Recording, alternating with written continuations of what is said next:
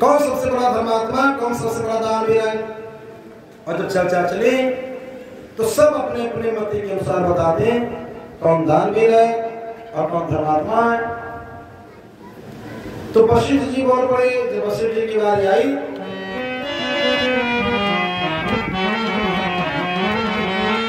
बोले वशिष्ठ नृप हरिश्चंद्र सच्चे धर्म का सहारा है, भारत ही नहीं भूमि भर का सच्चा सौभाग्य सितारा है, सच्चा सौभाग्य सितारा है।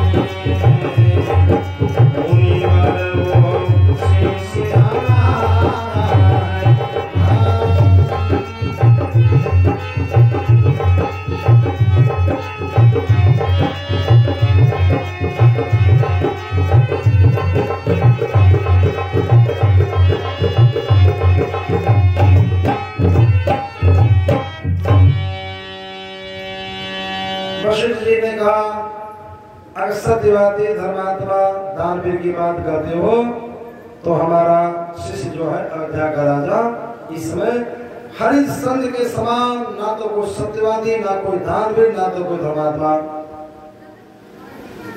तो कोई नहीं बोला। विश्वामित्र जी बोल पड़े।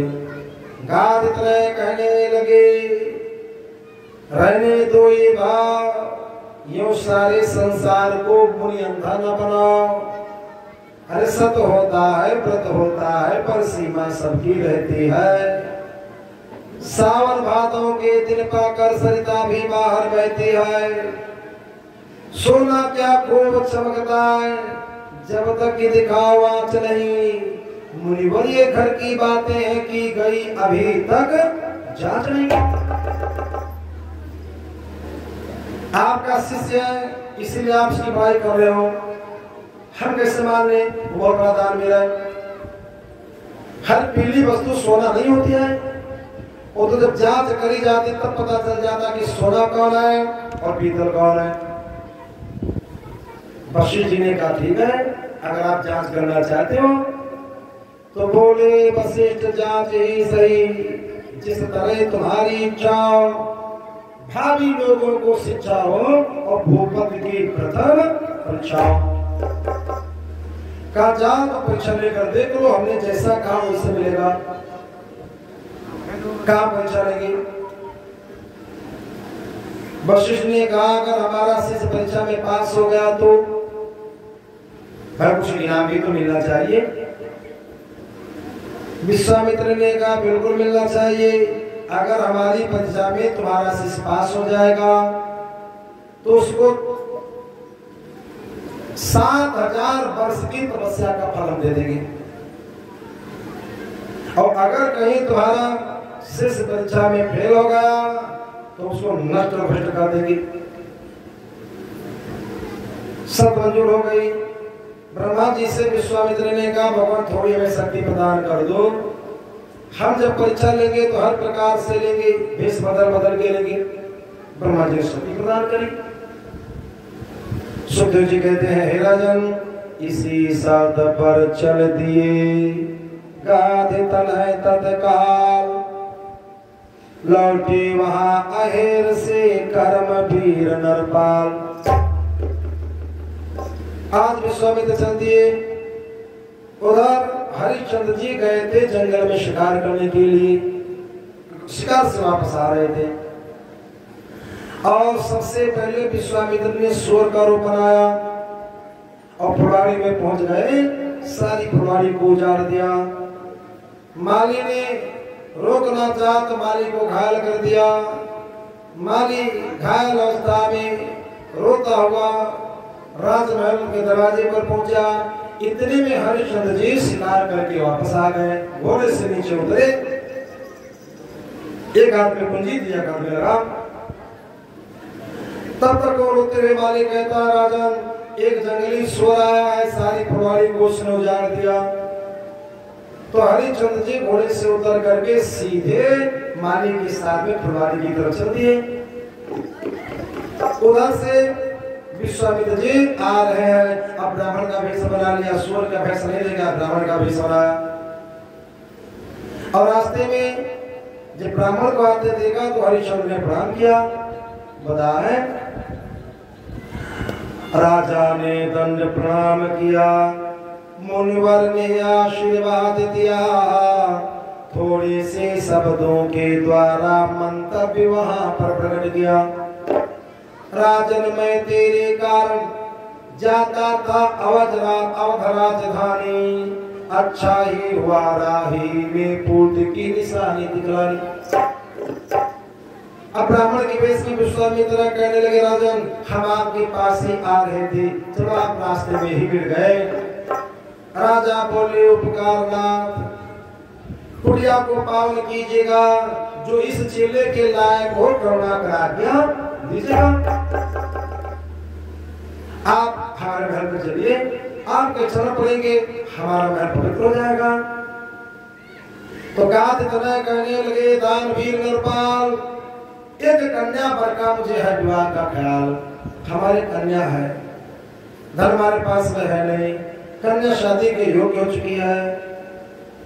अब हम पर खोजे तो कैसे खोजे, धन हमारे पास में है नहीं, और हमने सुना है आपके यहाँ जो आता खाली नहीं जाता है।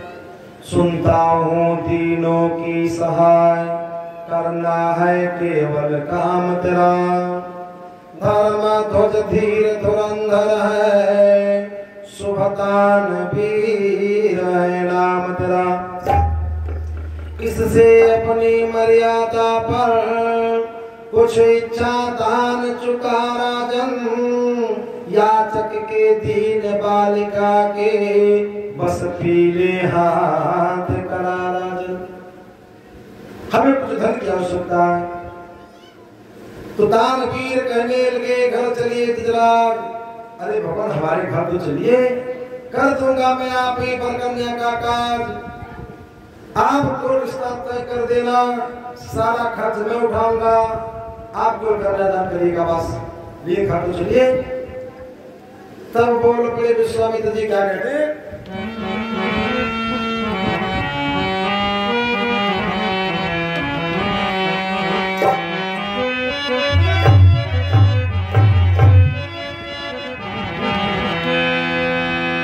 मुनिवर बोले घर क्या होगा, घर घर मालिक के साथ समझ, जो कुछ भी तेरे घर में है वो सब कुछ अपने साथ समझ, वो सब कुछ अपने साथ समझ।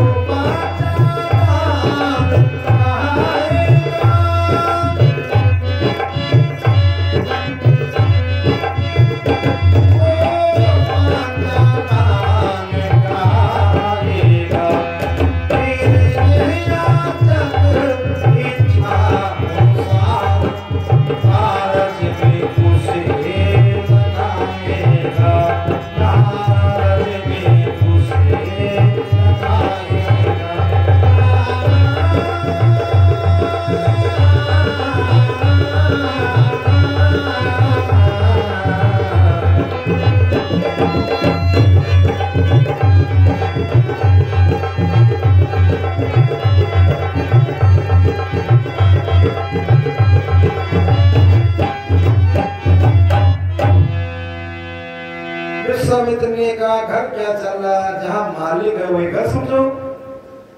तुम मालिक से संकल्प कर दो, जितना संकल्प कर दो कि उसी में अपना काम हम चला लेंगे। तो नभ बोले संकल्प क्या कर दो करुणाधार, और केवल मेरे हाथ है कुंजी और लगा। अरे तो शिकार खेल कर आए थे, हाथ में कुंजी लगा पाओ तो कुछ है नहीं हमारे पास में। तो आज पंडित जी ने कह तो साफ साफ दिया, लेकिन आज हरिश्चंद्र जी समझ नहीं पाए। विश्वामित्र जी कहते हैं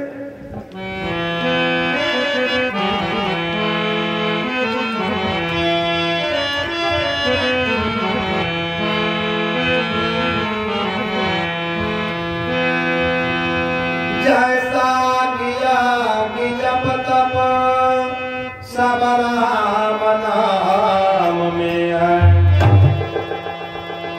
जैसा किया कि जप तप सब राम नाम में है, वैसा तेरा प्रभाव कुंजी लगाम में।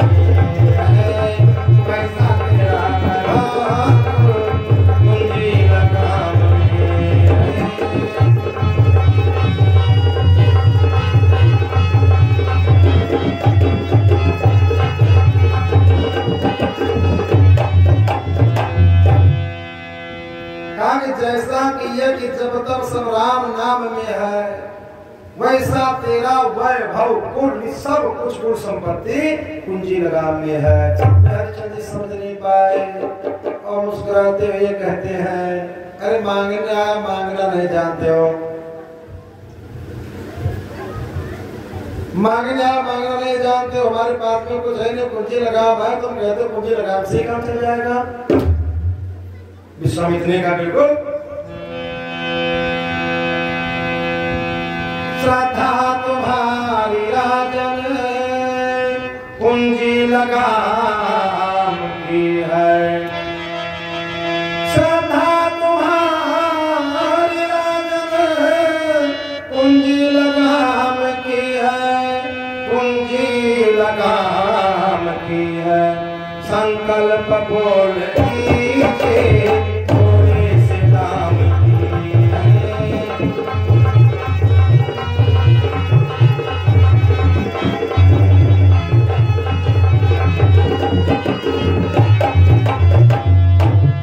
अगर कुंजी लगाम की श्रद्धा है तो यही संकल्प कर दो, हमारा काम इतने में चल जाएगा। हरिश्चंद्र जी मुस्कुराए कहते हैं, आए हो मांगने को पर मांगना न जानो, पर मांगना न जानो, आए हो मांगने को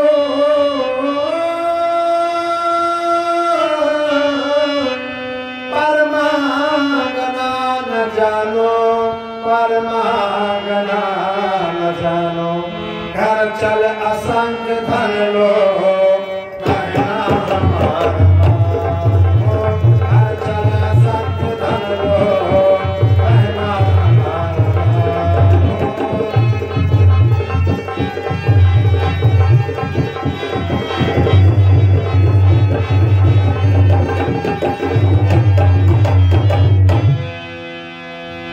अरे कहा मांगना मांगना नहीं जानते, कुंजी लगाम से क्या हो पाएगा, कहा हमारा काम बन जाएगा।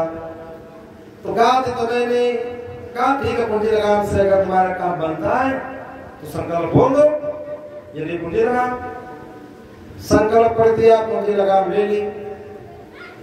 फिर विश्वामित्र ने कहा आपने दान तो कर दिया, मैं संकल्प बोल दिया आपने। अगर किसी दूसरे ब्राह्मण को बुलाते संकल्प कराने के लिए तो उसको दक्षिणा देनी पड़ती, तो संकल्प की पढ़ाई वाली दक्षिणा तो हमारी बाकी रह गई है। दान तो मिल गया, लेकिन संकल्प की पढ़ाई वो दक्षिणा तुमको दीजिए। कहा चलिए घर। आज विश्वामित्र पीछे पीछे चल दिए, मन में सोचते अब देखें कैसे दक्षिणा पूरी करेगी। उचित आसन दिया, पंडित जी को बैठाला, स्वागत सम्मान करने लगे। पंडित जी ने कहा नहीं नहीं, स्वागत बाद में करिएगा, पहले हमारी दक्षिणा अदा करिए। ब्राह्मण को बैठा लिया, बात विश्व काम है, हमारी दक्षिणा दीजिए, मैं चलूं। तो कोषाध्यक्ष को इशारे से आज्ञा थी सोना लाने को, क्योंकि 60 भार सोना ये दक्षिणा में मांग रखी थी। ये जो संकल्प की पढ़ाई है उसके बदले में 60 भार सोना हमको चाहिए। तो कोषाध्यक्ष को इशारा किया कि 60 भार सोना तोड़ करके दे दो। अजा कोषाध्यक्ष को इशारा किया, आज्ञा थी सोना लाने को। विश्वामित्र ने मुस्कुरा करके तब कह दी बात ठिकाने की, राजन ये तेरा सेवक रहा नहीं, अब किस पर हुक्म चलाता है? ये राजकोष शासन सेना पूंजी लगाम में आता है। आपने पूंजी का संकल्प कर दिया तो सारे खजाने हमारे हो गए। आपने लगाम का संकल्प किया तो जहां तक आपका राज्य, आपके घोड़े जाते वो सारी पृथ्वी हमारी हो गई। इनसे अगर कुछ बाहर हो तो हमको दीजिए। अब तो खुली नेपाल की आंखें सुनकर बात हुआ, एकाएक हृदय पर मानो वज्राघात। कुछ क्षण तक मत होश हो सके न दे संभाल, किंतु सोच कर धर्म को बोले धर्म नेपाल। हाथ जोड़ के कहते हैं भगवान चलो, हमने अपना राजपाट धन धान सब आपको दे दिया, लेकिन हमने अपना संकल्प नहीं किया है। विश्वामित्र ने कहा तुम्हारी रानी, तुम्हारे पुत्र, तुम्हारा पुत्र ये संकल्प में नहीं हो। कहा तो भगवान आप बैठ जाओ, अभी कोई व्यवस्था करते हैं। घर के अंदर गए, महल के अंदर गए, हरिश्चंद्र जी की रानी आरती लेकर आई। हरिश्चंद्र ने कहा तिलक दो, हम आरती के लायक नहीं रह गए। अरे कहा क्या हुआ? कहा कुछ नहीं हुआ, धोखे से ही, लेकिन हमने अपने राजपाट का सब दान कर दिया। तो रानी हंसने लगी, कहा रे ब्राह्मण को तुमने दान किया है, उसके बाद में पछता रहे हो? अरे गंगा का किया गया स्नान और ब्राह्मण को दिया गया दान, ये दिन दूनी रात चौगुने फलित होता है। इसमें सोचने वाली क्या बात? काम इसलिए सोच नहीं रहे कि हमने दान कर दिया, सोच तो इस बात का है अभी दक्षिणा बाकी रह गई 60 भार सोना, वो कैसे अदा हो। रानी ने कहा तो हमारा संकल्प थोड़ा कर दिया, हमको बेच लो और दक्षिणा अदा कर दो। तब राजा को थोड़ी तसल्ली हुई कि हमारी रानी हमारे साथ में है संकट के समय में। तब तक रोहित कुमार आया, देखा पंडित जी दरवाजे पर बैठे हैं तो प्रणाम किया। पंडित जी ने कहा बेटा क्या तू हरिश्चंद्र का बेटा? कहा वो हमारे पिताजी हैं। कहा तो अपने पिताजी से जाके बोल दे क्यों ब्राह्मण को बाहर बैठा ले हैं, अरे हमारी दक्षिणा दे, हमारी विदाई करें। रोहित कुमार अंदर गया, अपने पिताजी से कहता पिताजी एक ब्राह्मण देवता बाहर बैठे बहुत बिगड़ रहे, बड़े क्रोधी ब्राह्मण है। कहते अपने पिताजी जी से कहो दक्षिणा दे और हमारी विदाई करें। आज रोहित कुमार से हरिश्चंद्र जी कहते बेटा राजपाट से हमारा संकल्प हो गया, हमने दान कर दिया, 60 भार सोना 50 अभी दक्षिणा की पढ़ाई, जो संकल्प की पढ़ाई थी दक्षिणा 60 भार सोना बाकी हो, कैसे पूरी हो? रोहित कुमार ने कहा पिताजी हमें बेच दो और दक्षिणा अदा कर दो। तब राजा ने विचार किया जब हमारी रानी हमारा पुत्र हमारे साथ में खड़े हैं तो हमारी दक्षिणा अदा हो जाएगी। तीनों बाहर निकल के गए। हरिश्चंद्र जी हाथ जोड़ के कहा भगवान हम तीनों को बेच लो, अपनी दक्षिणा अदा कर लो। हरिश्चंद्र जी ने कहा तुमको खरीदेगा कौन? बस जहां तक तुम्हारा राज तुम चक्रवर्ती बादशाह, जहां तक तुम्हारा राज तुमको कोई खरीदेगा नहीं। अगर किसी ने खरीद भी लिया तो धन तुम्हारा नहीं, वो धन तुम्हारे होगा। तुम्हें तुमको कहा ले चल के बेचो, इसलिए तुम नहीं कर दो, हमने कोई संकल्प नहीं किया, हम वापस चले जाएंगे, अपना राजपाट संभालो। हरिश्चंद्र जी ने कहा ये नहीं हो सकता, संभव है जो सुमेरु धरा पर से पिछड़ जाए, हो जाए शांत सूर्य वहां चंद्र भी चल जाए, फूले कमल पहाड़ पे पत्थर भी पिघल जाए, छल जाए प्रकृत जीव से या वेद भी फल जाए, आकाश गिरे भूमि पर या भूमि निकल जाए, बकरा कदाचित सिंह की गोदी में मचल जाए, टल जाए सृष्टि का जो गति ऊर्ध्व नीर की, टल सकती नहीं आग मगर दान वीर की। हम नहीं करेंगे, हम आपकी अदा करेंगे। कहा तो अदा कैसे करोगे, बिकोगे कहा? रानी ने हाथ जोड़ के कहा, भगवान हमने सुना है जो काशी नगर है भगवान भोले के त्रिशूल पर बसा है, अयोध्या से ही नहीं वो तीनों लोगों से बताई गई है, क्या ऐसा है? विश्वामित्र ने कहा हाँ, काशी में चल के बिक सकते हो। कहा तो चलो हमें काशी तक ले चलो, बेच लो, अपनी दक्षिणा पूरी कर लो। आज राजा रानी पुत्र तीनों विश्वामित्र जी के साथ में चले।